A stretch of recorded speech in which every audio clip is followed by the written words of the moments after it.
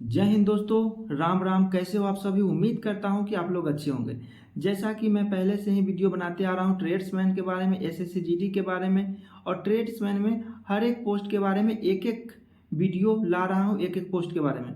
तो आज मैं एक ट्रेड के वीडियो लाया हूँ जो सीआरपीएफ में इलेक्ट्रीशियन ट्रेड होते हैं उनके बारे में आज मैं बताने जा रहा हूँ। इसमें मैं बताऊंगा योग्यता क्या होती है, एग्जाम क्या होता है, फिजिकल क्या होता है और इसमें ट्रेड टेस्ट जो होता है उसमें क्या क्या पूछते हैं और इसमें डॉक्यूमेंट वेरिफिकेशन, मेडिकल और क्या क्या फैसिलिटी दी जाती है। इन सारे टॉपिक के बारे में इस वीडियो में बताने वाला हूं, तो वीडियो को स्किप ना करें और लास्ट तक बने रहे ताकि ये जब वीडियो खत्म हो तो आपको पूरा डाउट क्लियर हो जाए। कि सबसे पहले बात करते हैं कि योग्यता इसमें क्या होनी चाहिए। तो योग्यता इसमें होना चाहिए कि आप 10वीं पास हैं तो आप इसके लिए एलिजिबल हैं, आप इसमें फॉर्म भर सकते हैं, ये जॉब आपके लिए है।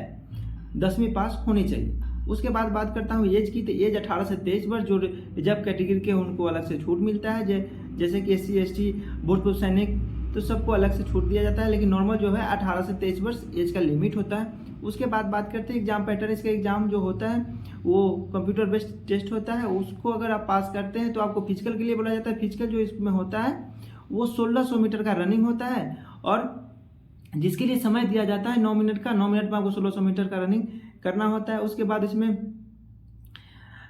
बाद आपको बुलाया जाएगा। फिजिकल के बाद ही ट्रेड टेस्ट हो जाता है, जिसमें ट्रेड टेस्ट में आपको इलेक्ट्रीशियन से जानकारी के बारे में आपको पूछा जाएगा, क्या क्या जानकारी इसमें आपको है। तो उसमें आप अगर पास करते हैं तभी आपको नेक्स्ट लेवल के लिए बुलाया जाएगा। तो इसमें जो ट्रेड टेस्ट होता है उसमें आपसे पूछा जाता है इससे आपका इसमें क्या क्या इसमें नॉलेज है, बेसिक जानकारी। जैसे कि आप बल्ब लगाना हो गया, इसमें होल्डर लगाना है, इसमें आपसे जानकारी लेगा और लगाने के लिए भी बोला जाएगा। कुछ ऐसा होगा इलेक्ट्रिक से रिलेटेड जो आपको करके बताने के लिए बोलेगा, जो आपको बताना पड़ेगा। तो आपको इससे रिलेटेड जानकारी अगर है तो अच्छी बात है, नहीं है तो इसकी जानकारी आप ले लें। उसके बाद होता है डॉक्यूमेंट वेरिफिकेशन। डॉक्यूमेंट वेरिफिकेशन में डॉक्यूमेंट का जांच होता है, अगर ठीक है तो ठीक, अगर गलत है तो फिर उसमें आपको दिक्कत आ सकती है। तो डॉक्यूमेंट सही होना चाहिए, कोई डुप्लीकेट या जाली ऐसे डॉक्यूमेंट नहीं होना चाहिए, नहीं तो उसमें आपको बाहर कर दिए जाएंगे। उसके बाद बात करते हैं इसे मेडिकल। मेडिकल में वही सेम मेडिकल होता है, सभी ट्रेड में सेम मेडिकल होता है, जो शारीरिक जांच और मानसिक जांच किया जाता है, जिसमें आप सभी तरीके से सभी में फिट हैं तो आपको फिट किया जाता है, नहीं तो फिर अनफिट है तो आपको बाहर किया जाता है। एक मौका दिया जाता है जिसमें आप पास करते हैं, जो फिट हैं तो फिर उसमें भी आपको फिट किया जाएगा, अगर नहीं फिट है तो रीमेडिकल में भी आपको फेल करके आपको बाहर भेज दिया जाएगा। अब बात करते हैं इसमें से इसका ट्रेनिंग कैसे होता है। तो इसका जो ट्रेनिंग होता है एक जीडी की तरह होता है। इसमें सारी जानकारी दिया जाता है, चाहे राइफल से हो, चाहे ड्रिल हो, चाहे फिजिकल से रिलेटेड हो, हर जानकारी हर ट्रेनिंग इसको दिया जाता है जो उस परिस्थिति से लड़ सके। इलेक्ट्रीशियन का जो ड्यूटी होता है वो सिर्फ बल्ब लगाने का ही नहीं होता है, जब ज़रूरत पड़े तो राइफल भी उठाना पड़ता है। इसीलिए सभी जानकारी दिया जाता है, चाहे वो कोई भी ट्रेड्समैन हो, कोई भी ट्रेड का कैंडिडेट हो, सभी को जानकारी राइफल से दिया जाता है, फिजिकल से दिया जाता है, हर एक जानकारी, और उस ट्रेड से भी दिया जाता है जानकारी जिस ट्रेड के लिए वो भर्ती हो रहा है। तो ऐसा नहीं है कि उस सिर्फ ट्रेड के लिए जानकारी दिया जाता है, उसको सारे नॉलेज होना चाहिए जब वो फौज में जा रहा है तो, क्योंकि जब ज़रूरत पड़ता है तो हथियार उनको भी उठाना पड़ता है, एक ट्रेडमैन को भी हथियार उठाना पड़ता है। तो इसीलिए जीडी के तरह एक ट्रेडमैन को भी राइफल के बारे में नॉलेज दिया जाता है, चाहे वो ट्रेड्समैन बार्बर हो, मोची हो, कुक हो, इलेक्ट्रीशियन हो, प्लम्बर हो, कोई भी हो, सभी को जानकारी राइफल के बारे में दिया जाता है, फिजिकल कराया जाता है। अब बात करते हैं इसमें से इसका जो होता है ड्यूटी क्या होता है।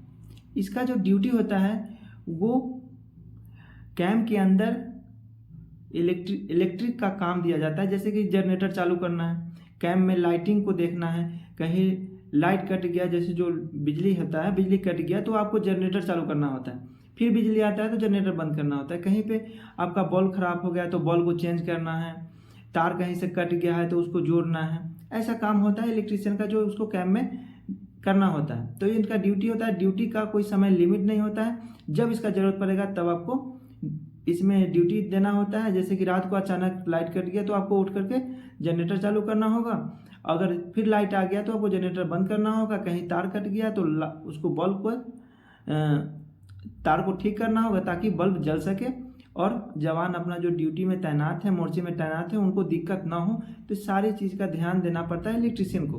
अब बात करते हैं इसमें सैलरी कितना होती है। तो एक जीडी के जवान की तरह सैलरी होती है।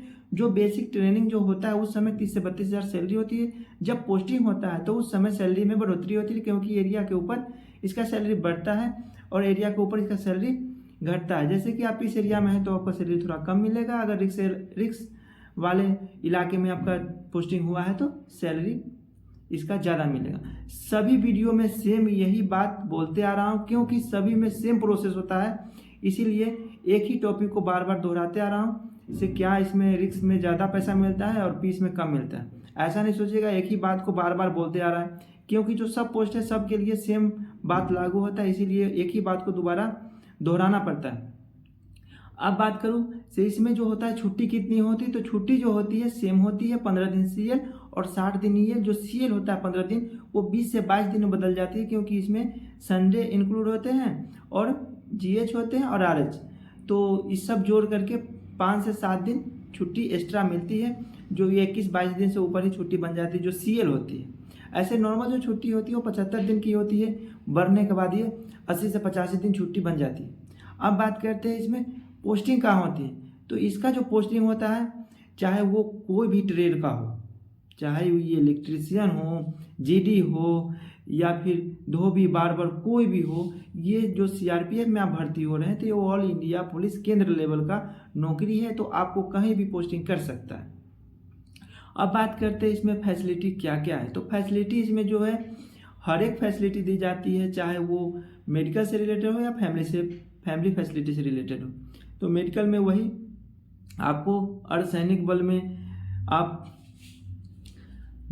नौकरी कर रहे हैं तो आपको वो फैसिलिटी दी जाएगी जो एक अर्धसैनिक को दिया जाता है, क्योंकि आप अगर निचले पोस्ट में हैं तो ऐसा नहीं कि आपको फैसिलिटी नहीं दी जाएगी, आपको पूरी फैसिलिटी दी जाएगी जो एक जीडी को दिया जाता है, एक अर्धसैनिक को दिया जाता है।